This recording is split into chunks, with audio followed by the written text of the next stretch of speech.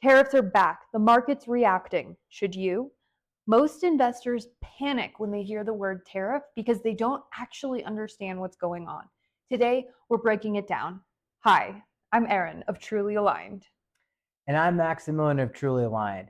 We help people make financial decisions that reflect the life they actually want to live without getting caught in the market noise of tariffs. So here's the real question. Are tariffs something that you should react to, or are they just a distraction? Markets hate uncertainty. And the two markets we're talking about today are the stock market and the bond market. Talking about the stock market first, companies don't know how much their costs are going to potentially rise from tariffs. Investors don't know which companies are potentially going to be impacted by others. So what happens? We typically experience more volatility in the stock market, meaning prices go up and down, which has a tendency to cause people to panic. So the question is, should you be panicking? For businesses that are importing goods, especially from China, or have a global supply chain, what typically happens is they have higher costs. And they can either pass that higher cost on to you as the consumer, or they can eat that higher cost with lower profit margins.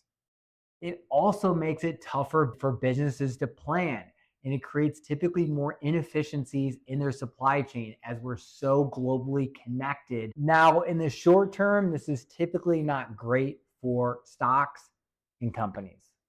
Some companies try to outsmart the tariffs before they actually hit. For example, Walmart did this with the recent administration tariff. It looks smart at first, but it distorts supply chains and it creates even more inefficiencies. It's a short-term gain for long-term problems. If tariffs keep increasing, you can expect that companies might have lower profits. This might mean that their stock prices go down in value.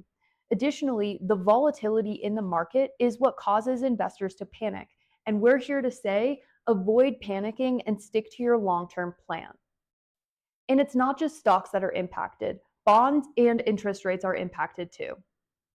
Mortgage rates are likely to stay around 7%, even if the Federal Reserve is to lower the federal funds rate.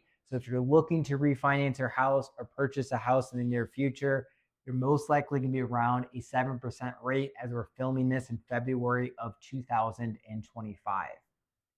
On the flip side, this could be potentially good for retirees or those later in their career, as higher bond yields mean higher rates of return on their investments.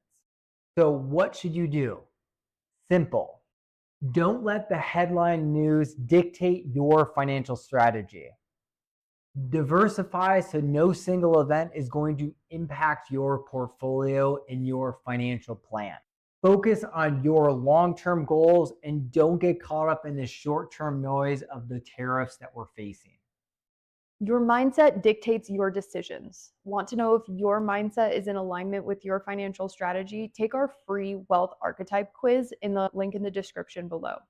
And if you've made it this far in the video and you've learned something today, consider liking and subscribing so you can stay up to date with the latest updates that Truly Aligned has to offer. Until then, stay aligned.